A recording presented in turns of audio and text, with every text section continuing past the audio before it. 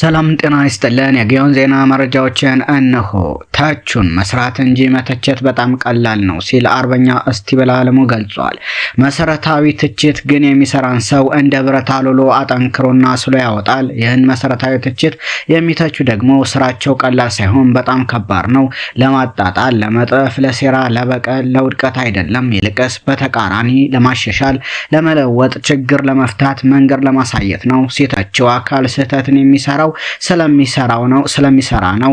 ስትሰራ ደግሞ የእውቅ የክህሎት የልምድ የነባራዊ ሁኔታ ግንዛቤና መሰል ጥረቶች ይኖራሉ። ይህን ሞልቶና አስተካክሎ ለመሄድ ትክክለኛ ተቾች ያስፈልጋሉ። ተቾች ከአማካሪ በላይ ጠቃሚዎችና አንቂዎች ናቸው። ያልታየ አተያያሉ፣ ያሳያሉ፣ የጎደለን ይሞላሉ፣ ያላወቅነውን ያሳውቃሉ፣ ለትግሉ እውነተኛ ተቆርቋሪነታቸውን ያሳያሉ። እውነተኛ ተቾች ሲተቹ መሬት ላይ ያለውን ትክክለኛውን መረጃ ሊያሰራ ይችላል አይችልም፣ የፖለቲካ ኮንስፓይሬሲ ያለው የለውም፣ የተተቸው አካል ለማስተካከል የሚችልበት ነባራዊ ሁኔታ አለ የለም ብለውና የግድን ያልሁት ብቻ ይሁን ብለው አይደለም የሚተቹት። ይልቁንስ ሌላ አማራጭና ያልተሰራ መሰራት ያለበትን ጉዳይ ያሳያሉ እንጂ። ስለሆነም ተቾች ሆይ ያሰባችሁ ተቹን፣ ትክክለኛ ለውጥ እንድናመጣ ተቹን፣ እውቀት እንዲኖረን ተቹን፣ ክፍተታችንን እንድንሞላ ተቹን፣ እይታችንን እንዲሰፋ ተቹን፣ በጥቅሉ ትግሉን ከተፈለገው ጫፍ ላይ እንድናደርስ ተቹን፣ አማካሪ ሁኑን። በመሆኑም እኔ እንደ ግለሰብ ላስተካክለው የሚገባኝንና ላደርገው የሚገባኝን ሁሉ በምትፈልጉት መልኩ ትችታችሁን ለመቀበል ዝግጁ ነኝ። መልካም ዕለተ ሰንበት።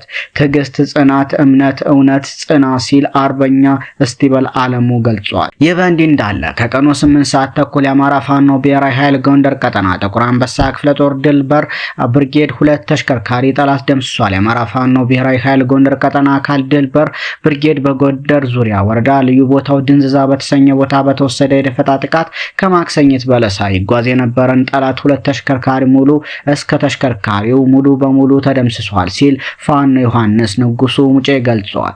ይህ በእንዲህ እንዳለ የአማራ ፋኖ ጎጃም አገው ምድር ክፍለ ጦሩ በስሩ የሚገኙ ብርጌዶች የአቅም ግንባታ ስልጠናና ድጋፍ እያደረገ ይገኛል። የክፍለ ጦሩ ሰብሳቢ አርበኛ ዘመን ተሻለ በሚመራው የክፍለ ጦሩ አመራሮች በስሩ ለሚገኙ ሁሉም ብርጌዶች ድጋፍና ክትትል የተደረገ ሲሆን በውይይቱ አጠቃላይ በትግሉ ዙሪያ ስላለ ሁነቶች ምክክርና ውይይት ተደርጓል ሲል ፋኖ ይበልጣል እውነቱ ገልጿል።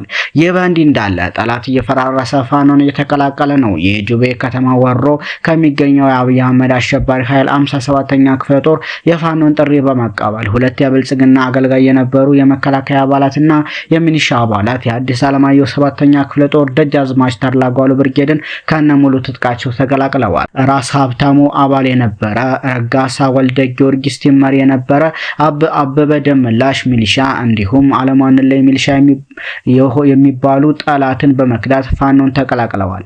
ከ59ኛ ክፍለ ጦር 4ኛ ሬጅመንት 1ኛ ሻምበል አባል በመሆን የብልጽግና አሽከር ሆነው መከላከያ በመክዳት 4 ኃይል በዛሬው ዕለት ተፈራ ዳምጤ ክፍለ ጦር ዮሐንስ አለማየሁ ብርጌድን ተቀላቅለዋል። በዚህም አላሙዲን ሐሰን ብሬን ተኳሽ የነበረ ቱጂ ሻንቆ አባል የነበረ ሻምበል ታደሰ ባሪሶ ጫላት ሁሉ ያገዛዙን ግፍና በደል በመቃወም የህዝብ ልጅ የሆነውን ፋኖን ከነሙሉ ትጥቃቸው መቀላቀል ችለዋል።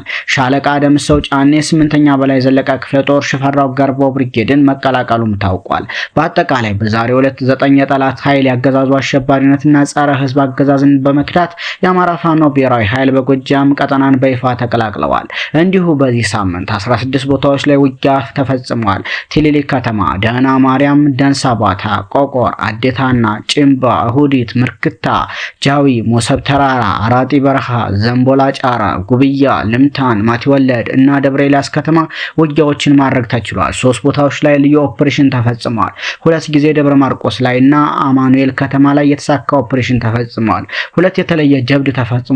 ከልማሜ ተነስተው ቤቱን የከበቡትን በመደምሰስ መሳሪያቸውን በመማረክና ሞጣ ከተማ በመግባት በክትክታ ግንባሩን በማለት መሳሪያውን በመቀበል ፋኖን ተቀላቅለዋል። በሳምንቱ የተገኘ ድል 1 ብሬን፣ 32 ክላሽ፣ 4 የእጅ ቦምብ፣ 1000 የክላሽ ተተኳሽ፣ 7 የወገብ ትጥቅ፣ 12 ምርኮኛ መማረክ ተችሏል። ደብረ ማርቆስ ከተማ ቀበሌ 13 የሚገኘውን 1ኛ ፖሊስ ጣቢያም ማውደም ተችሏል። ከ60 በላይ የጠላት ኃይል መደምሰስም ተችሏል። ዎችን በማክሰል ከጥቅም ውጭ ማድረግም ተችሏል።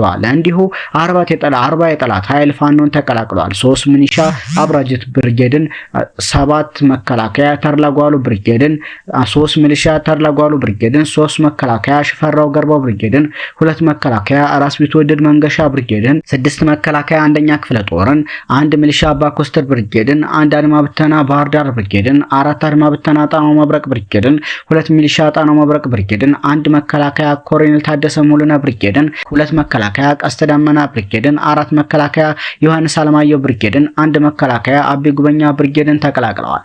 በጥቅሉ 9 ሚሊሻ፣ 26 መከላከያ፣ 5 አድማ ብተና በድምሩ 40 የአብይ አህመድ ሰራዊት በራስ ፈቃድ በመኮብለል የአማራ ፋኖ ብሔራዊ ኃይል ጎጃም ቀጠናን ተቀላቅሏል። ይህ በእንዲህ እንዳለ ግዙፍ ኃይል ማስመረቅና ወደ ፋኖ መቀላቀልም ተችሏል።